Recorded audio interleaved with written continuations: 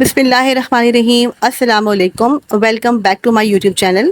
آج ہم آغاز کرنے جا رہے ہیں باب صوم کا چیپٹر 2 حجۃ الوداع۔ ویڈیو شروع کرنے سے پہلے ہمیشہ کی طرح آپ سے ریکویسٹ کرتی ہوں کہ اگر آپ کو میرا چینل پسند آ رہا ہے تو میرے چینل کو سبسکرائب کیجئے، اسے زیادہ سے زیادہ شیئر کیجئے، کامنٹس میں مجھے بتائیے کہ آپ کو میرا چینل کیسا لگ رہا ہے۔ پیج نمبر 30 پر چیپٹر حجۃ الوداع موجود ہے، اس کی ریڈنگ کا آغاز کرتے ہیں۔ رسول اللہ صلی اللہ علیہ وآلہ وسلم نے اپنے وصال سے قبل یعنی اپنے انتقال سے قبل پہلے جو حج ادا فرمایا اس کو حجۃ الوداع کہتے ہیں۔ اکناف عالم میں اسلام کی دعوت و تبلیغ کی ذمہ داری کی تکمیل۔ اکناف عالم کا مطلب ہوتا ہے پوری دنیا میں اسلام کی دعوت و تبلیغ کی ذمہ داری کی تکمیل کے بعد، یعنی جب ہمارے نبی صلی اللہ علیہ وآلہ وسلم نے پوری دنیا کو اسلام کی دعوت دے دی اور ان کی ذمہ داری مکمل ہو گئی، تو اس کے بعد نبی کریم نے حج ادا کرنے کا اعلان فرمایا۔ آپ کے اعلان حج پر ہر طرف سے مسلمان اکٹھے ہو گئے۔ ہفتہ 26 ذی-القعدہ 10 ہجری کو آپ ظہر کی نماز کے بعد مدینہ منورہ سے روانہ ہو گئے۔ یہاں یہ امپورٹنٹ لائن ہے، ہفتہ 26 ذی-القعدہ 10 ہجری کو، یہ پوری لائن آپ انڈر لائن کریں گے۔ یہ آپ سے پوچھا جا سکتا ہے کہ نبی کریم حج کے لیے کب روانہ ہوئے؟ حجۃ الوداع کے لیے نماز عصر سے پہلے ذوالحلیفہ پہنچ گئے۔ ذوالحلیفہ کیا ہے؟ ذوالحلیفہ اس مقام کا نام ہے جہاں مدینہ منورہ اور اس کے گرد و نواح میں رہنے والے لوگ آ کر احرام باندھتے ہیں، اس مقام کو ذوالحلیفہ کہا جاتا ہے۔ وہاں پہنچ کر 2 رکعت نماز عصر کی پڑھی اور رات نہیں گزاری۔ صبح ہوئی تو آپ صلی اللہ علیہ وسلم نے فرمایا، آج رات میرے رب کی طرف سے ایک آنے والا آیا اور اس نے کہا، اس مبارک وادی میں نماز پڑھو اور کہو عمرہ حج میں شامل ہے۔ اگلے دن ظہر کی نماز سے پہلے نبی کریم نے غسل کیا، سر اور بدن میں خوشبو لگائی، پھر تہبند باندھا، چادر اوڑھی اور 2 رکعت ظہر کی نماز پڑھی۔ یہاں وہ تمام کے تمام لباس ہے جو کہ جسے ہم احرام کہتے ہیں، یعنی نبی کریم صلی اللہ علیہ وسلم نے ان تمام چیزوں کو باندھا اور اس کے بعد آپ نے 2 رکعت نماز پڑھی۔ آپ نے مصلی ہی پر حج اور عمرہ دونوں کے لیے ایک ساتھ احرام باندھا۔ یہ ایک لائن امپورٹنٹ ہے کہ آپ نے کب احرام باندھا، تو آپ بتائیں گے آپ نے مصلی ہی پر حج اور عمرہ دونوں کے لیے احرام باندھا۔ حج اور عمرے کے لیے اکٹھے احرام باندھنے کو حج قران کہتے ہیں۔ یہ امپورٹنٹ لائن ہے، اسے انڈر لائن کر لیجیے، آپ سے پوچھا جا سکتا ہے کہ حج قران کسے کہتے ہیں۔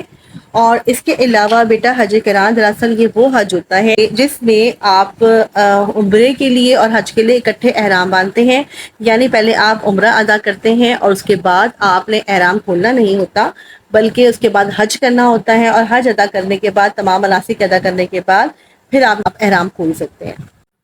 اور تلبیہ پڑھا۔ تلبیہ وہی الفاظ ہیں، وہی جملے ہیں جو حاجی جو ہیں وہ 8 ذی الحج کے بعد سے مسلسل پڑھتے ہیں اور ہمیں بھی پڑھنے چاہیے، یعنی لبیک اللہم لبیک۔ اور یہ کمپلیٹ تلبیہ کے الفاظ ہم نے چیپٹر حج و قربانی میں پڑھ بھی چکے ہیں۔ پھر مصلی سے اٹھ کر اونٹنی پر سوار ہوئے اور پھر تلبیہ پڑھا۔ ایک ہفتے کے سفر کے بعد مکہ مکرمہ کے قریب پہنچے تو ذی طوا میں رات گزاری اور وہیں فجر پڑھ کر غسل فرمایا۔ پھر مسجد حرام میں داخل ہوئے، آپ نے بیت اللہ کا طواف فرمایا اور صفا مروہ کی سعی کی۔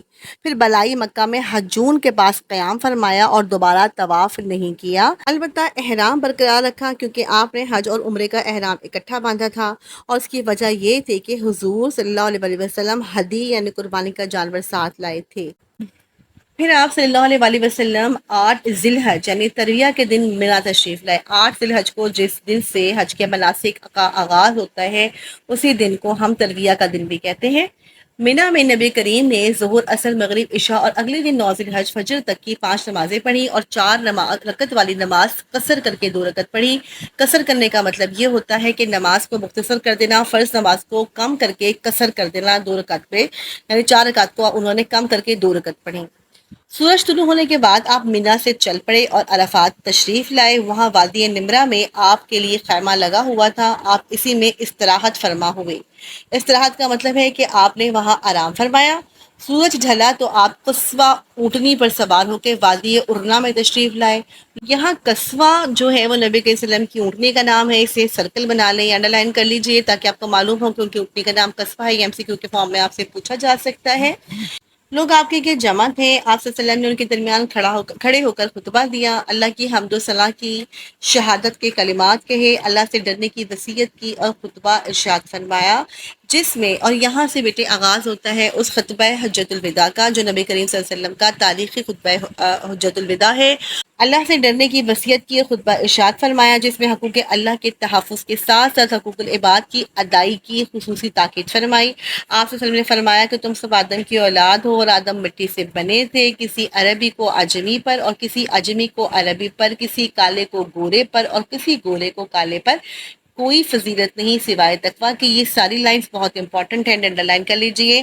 یہ اس حج کے حجۃ الوداع کے جو خطبے کے الفاظ ہیں یہ بہت امپورٹنٹ ہیں۔ عربی کا اجمی پر، کالے کا گورے پر اور آدم علیہ السلام کے مٹی سے بنے ہونے کا ذکر جو ہے یہ بہت امپورٹنٹ ہے۔ آپ صلی اللہ علیہ وسلم ایک دوسرے کی جان مال عزت کے تحفظ پر خاص زور دیا۔ آپ نے فرمایا کہ سن لو، جاہلیت کی ہر چیز میرے پاؤں تلے روندی گئی ہے۔ آپ نے زمانہ جاہلیت کی رسومات کے خاتمے کا اعلان فرماتے ہوئے سب سے پہلے اپنے چچا حضرت عباس بن عبد المطلب رضی اللہ تعالیٰ عنہ کا سود جو لوگوں کے ذمے تھا اس کی معافی کا اعلان فرمایا اور تاکید فرمائی کہ تم لوگ عورتوں کے بارے میں اللہ سے ڈرو، ان کے حقوق ادا کرو۔ آپ نے معاشرے کے پسماندہ طبقے کہتے ہیں غریب طبقوں کو، اور ماتحتوں کو، یعنی جو ان کے انڈر لوگ کام کرتے ہیں ان کو ماتحت کہا جاتا ہے، حسن سلوک کی تاکید فرمائی۔ آپ نے فرمایا میں تمہارے درمیان ایسی دو چیزیں چھوڑے جا رہا ہوں، اگر تم انہیں مضبوطی سے پکڑے رکھو تو کبھی گمراہ نہ ہوگے، اور وہ اللہ تعالیٰ کی کتاب اور میری سنت ہے۔ آپ نے فرمایا اور تم سے قیامت میں میرے بارے میں سوال ہوگا تو پھر تم کیا کہو گے؟ صحابہ کرام نے عرض کیا کہ ہم گواہی دیتے ہیں کہ بے شک آپ نے اللہ کا پیغام پہنچایا اور رسالت کا حق ادا کیا اور امت کی خیر خواہی کی۔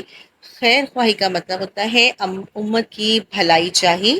پھر آپ شہادت کی انگلی آسمان کی طرف اٹھاتے، لوگوں کی طرف جھکاتے اور فرماتے تھے اللہم اشہد اللہم اشہد اللہم اشہد، اے اللہ گواہ رہنا، اے اللہ گواہ رہنا، اے اللہ گواہ رہنا۔ اسلام کے اصول آپ نے اپنے ان خطبات میں ارشاد فرما دیے اور حاضرین کو دیگر مسلمانوں تک پہنچانے کی تلقین کی۔ وقوف عرفہ کے دوران ہی میں یہ آیت مبارکہ نازل ہوئی۔ آج کے دن، یہ بہت امپورٹنٹ لائنز ہیں، انڈر لائن کر لیجئے۔ آج کے دن میں نے تمہارے لیے تمہارا دین مکمل کر دیا اور تم پر اپنی نعمت پوری کر دی اور تمہارے لیے اسلام بطور دین پسند کر لیا۔ نبی کریم یمن کی اصلاح احوال کے لیے وقتاً فوقتاً صحابہ کرام رضی اللہ تعالیٰ عنہم کو بھیجتے رہتے تھے۔ یمن کی اصلاح احوال کا مطلب ہے کہ یمن کی حالات کی بہتری کے لیے وقتاً فوقتاً یعنی اکثر و بیشتر صحابہ کرام کو بھیجتے رہتے تھے۔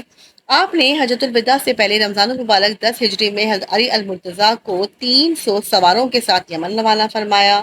ان کے سر پر دستار باندھی، دستار باندھی کا مطلب ہوتا ہے پگڑی باندھی، آپ سمجھ لیجیے، علم عطا فرمایا، جھنڈا دیا اور ہدایت دی کہ قتال میں پہل نہیں کرنی، یعنی جہاد میں یعنی کرنے میں پہل نہیں کرنی، نماز کا حکم دینا ہے، اگر اطاعت کر لیں تو زکوٰۃ کا حکم دینا اور بتانا کہ روزہ ہر سال فرض ہے۔ یعنی نبی کریم صلی اللہ علیہ وسلم نے یہاں بھی علی کو یہ ہدایت فرمائی کہ ان کو آپ تلقین کریں، ان کے ساتھ جہاد نہ کریں، ان سے لڑائی میں پہل نہ کریں، اور اگر وہ آپ کی بات مان لیں تو آپ حکم دیں کہ زکوٰۃ کا، اور بتانا کہ روزہ ہر سال میں فرض ہے اور حج زندگی میں صرف ایک مرتبہ فرض ہے۔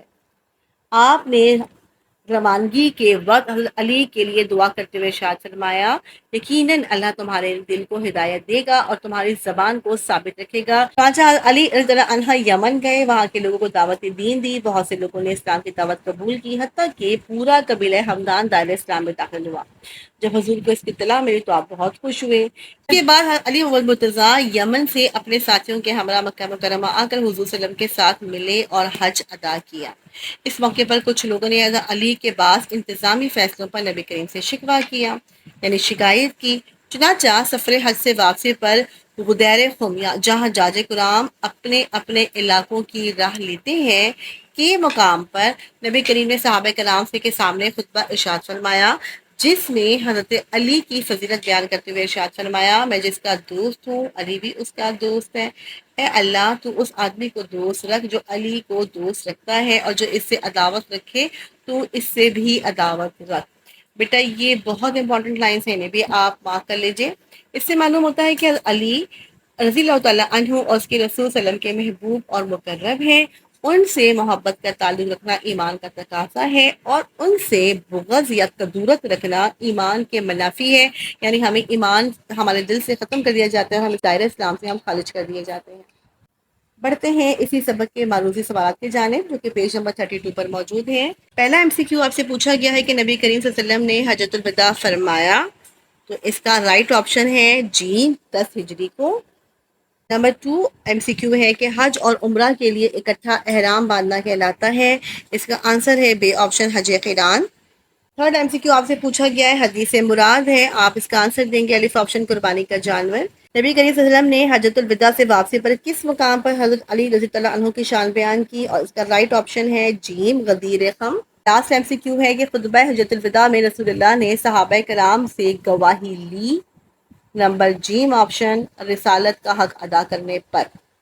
تو بیٹے یہ تو تھی میری آج کی ویڈیو، امید ہے آپ کو پسند آئی ہوگی۔ اگر آپ کو میری ویڈیو پسند آئی ہے تو اس کو سبسکرائب کیجیے اور مجھے کامنٹ میں بتاتے رہیے۔ جلد ہی انشاءاللہ نیکسٹ ویڈیو کے ساتھ حاضر ہوں گی۔ اجازت دیجیے، اللہ حافظ۔